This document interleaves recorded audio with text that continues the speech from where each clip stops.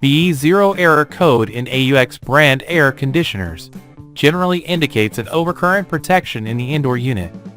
This code is activated when the main PCB board detects that the system's operating current exceeds the upper protection limit. As a result, the air conditioner stops functioning to protect itself. Steps to resolve the E0 error code. 1. When the E0 error occurs, turn off and unplug the unit for several minutes. Then, turn it back on and check if the error disappears. 2. If the error persists, use a multimeter on the AC voltage scale to measure the voltage supplied by the power grid. If the voltage shows fluctuations, consider using another power source or using a voltage stabilizer to improve supply stability. 3. If the E0 error takes a few minutes to appear after turning on the unit, it is advisable to clean the heat exchangers of both the indoor and outdoor units. To do this, disconnect the unit from the electricity, protect the electrical components, and clean the heat exchangers or coils, as well as the air filters with water.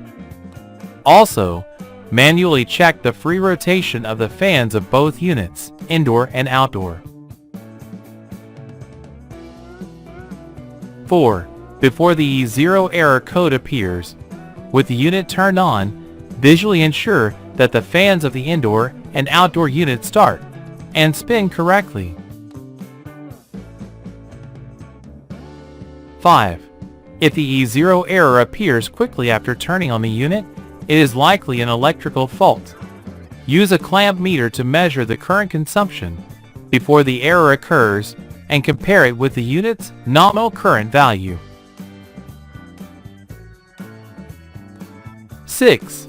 If your unit is fixed speed, that is, not inverter, and when using the clamp meter, you find that the working current is normal, it could be a problem with the current transformer that powers the electronic board. To diagnose problems, check the voltage transformer on the electronic board. To do this, disconnect it from the board and measure both the input and output resistance values on its connector using a multimeter on the ohm scale. The value should not be infinite. Also, visually inspect the transformer, and if you find problems, replace it. 7. If the working current exceeds the normal range, and the voltage is normal, there may be an electrical short in the system. Disconnect the unit and focus on the compressor. To do this, follow these steps. A.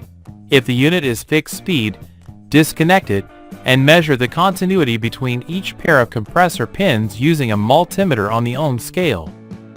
The sum of the two lowest resistance values obtained between two pairs of pins should be almost equal to the resistance value of the remaining pair of pins, which will have the highest electrical resistance.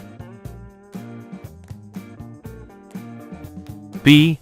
In fixed speed units, it is advisable to discharge the compressor capacitor and test its capacitance, or test the unit with another capacitor of the same characteristics.